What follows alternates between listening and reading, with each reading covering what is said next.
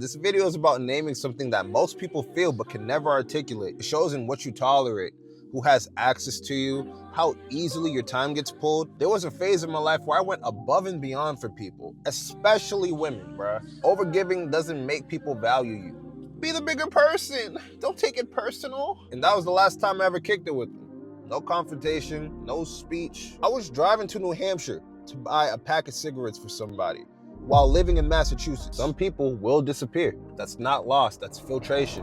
What to do, YouTube? It's your boy Tay Millie, back again with another video. If you guys are new to the channel, please be sure to follow me on all platforms at TayXMillie. Today we got a great one. Today we're talking about why you don't respect yourself, and it shows. I'm gonna go ahead and say something a little uncomfortable. Most people don't have a confidence problem, not even a motivation problem. They don't even have a discipline problem. What it is they have a self-respect problem. The reason this hits so hard for a lot of people is because self-respect doesn't announce itself. It don't knock, it don't explain, it just shows. It shows in what you tolerate, who has access to you, how easily your time gets pulled. It shows in how tired you are of being understanding. This video ain't about judging anyone. It's about naming something that most people feel but can never articulate. God damn! Let me fix this camera. Holy shit, golly.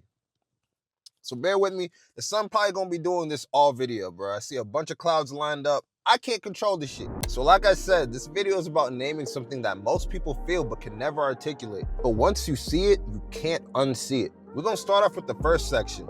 Self-betrayal is the root. Disrespect doesn't usually start with other people.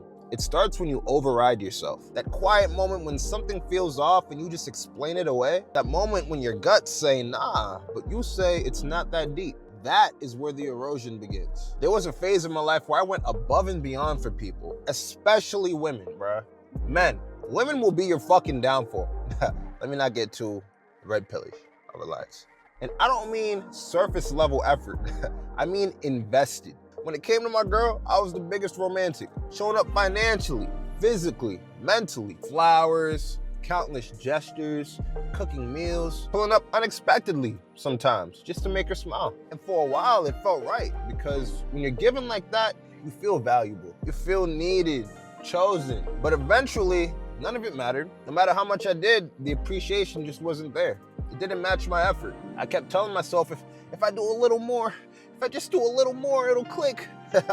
Oh man, that is the trap. That is the trap. And the heartbreak didn't hurt the most. What hurt was the clarity afterward. Sitting alone, replaying everything in my head and realizing I bent myself into a shape that made someone else comfortable. And that's when the veil lifted. I wasn't being loving, I was negotiating for respect. Same pattern with friends, I was that guy. Rides, emotional support, financial help. But the moment I need something, holy fuck, I need less light, that's what I need. But the moment I need something, silence. That's when I learned one of the most important lessons of my life. Overgiving doesn't make people value you. It teaches them that access to you is cheap. Remember this, because the same pattern will show itself when we talk about boundaries, and again, when we talk about time. Once someone shows you the door, walk out, because staying doesn't prove loyalty. It shows self-disrespect. Next, we're gonna talk about why tolerance is not strength. People love to preach tolerance. Be the bigger person. Don't take it personal. But nobody talks about the bill that comes due later. Tolerance without boundaries isn't maturity, it's avoidance. There'd be times I used to brush off slick comments, little jokes, a weird tone, backhanded remarks disguised as humor. One situation still stands up. I'm appalled, still to this day.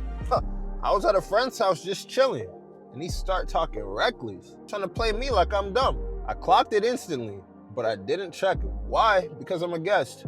And I felt like he was talking big because there were girls around. And so I let it slide. I still remember that shit. That comment sat with me heavy. And that was the last time I ever kicked it with him. No confrontation, no speech, no explanation. I just moved accordingly. Because here's the thing. Every time you laugh at something that disrespects you, you reinforce a version of you that you don't like. This is the same energy as overgiving. Same self-betrayal, it's just quieter. Peace that costs self-respect isn't peace. It's resentment on layaway.